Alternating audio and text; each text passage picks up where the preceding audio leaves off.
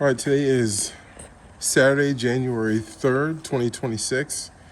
And I've done videos mostly on the Range Rover, several on the Bronco I have, but really only one or two on the BMW. But I'm not going to do one specifically on that. Just kind of an update on these cars, and if it gives anyone any type of information or something that they feel good about, but or help them make decisions if they want to buy something. But the Range Rover, because it has 124,000 miles on it, this thing, again, I do baby it. I baby all three of my cars, but this one is in just excellent shape. 124,000 miles on it. I'm gonna have to, if I look at the Bronco, it's got 42,000 miles on it. It's in great shape, obviously with the snow and whatnot, but it's in excellent shape. The BMW is just in excellent shape too, and that one's got 32,000 miles on it. So Bronco, so Range Rover with 124,000 is 2019 Range Rover, Land Rover Range Rover, supercharged 5.0. This Bronco is actually a Bronco WILDTRAK. It's a 2022. It's got 42,000 miles on it. I built it, bought it brand new. I did a lot of customizations on this. Interior, pretty much everything, sound system, lights, wheels, tires, exhaust, you name it, I've pretty much done it with this Bronco. And I still have other things I'm going to be doing. And then this 2021 BMW X7M50i, this has got a V8 engine in it, obviously with the M50i badge. This thing is just really super fast, but very, very roomy. Still have all three of these cars now. I've had them for 2 years. Oh, I almost locked myself out, huh? About 2 years for each. I think I've had the Bronco 3 years, and these other ones for 2 years. But this is another. Everything's kept in just excellent condition. A little dirty because of the weather, but either way. So low miles on this, but I've got to make a decision if I'm going to keep all three, if I'm going to get rid of one, get rid of two. I don't see myself getting rid of all of them. There's one that's going to be a mainstay, but not really sure exactly what I want to do. But what I can tell you, for all three of these, which one of them really gets me the worst trouble?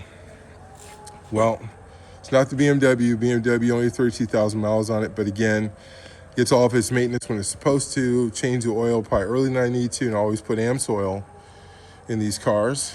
Not the BMW. Range Rover, no, knock on wood for the Range Rover, but I've been fortunate, haven't had any issues with that. Had to change out a battery and just some general things, but nothing serious. The Bronco, there's been several recalls. I've had to deal with this. I also had to change out the steering, the stalk on the steering unit. I just had this replaced. Now I did aftermarket steering wheel because I really like the way that looks. It's also aftermarket heated steering wheel. Can't lose my heating element, but they had to replace the entire stalk in there. Or not stalk, I'm saying it wrong, but it was driving extremely stiff. I think it cost me about $900 to do that. Now it drives fantastic again.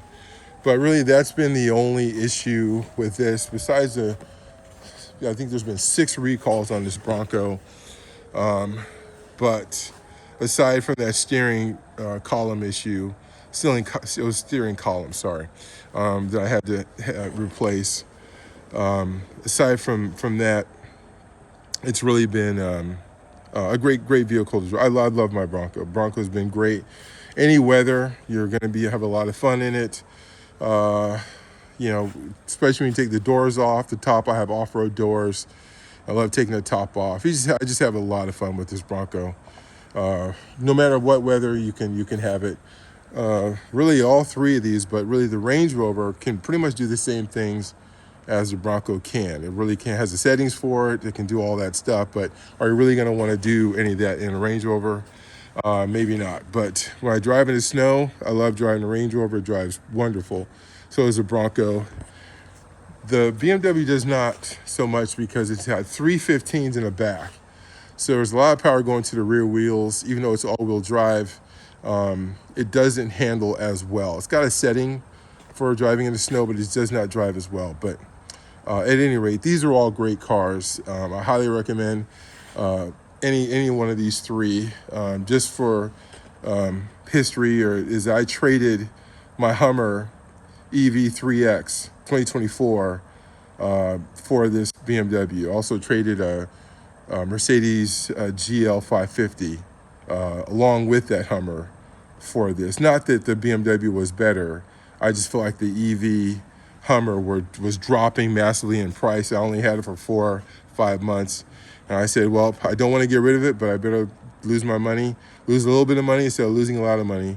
And now my same 2024 that I had, EV3X, is going for $60,000 as opposed to $118 what I paid for it. So I think I got lucky. I only lost $4,000 on it. So anyway, that's a quick update. Love all three of these cars, Range Rover, Bronco, BMW. Highly recommend any three of these.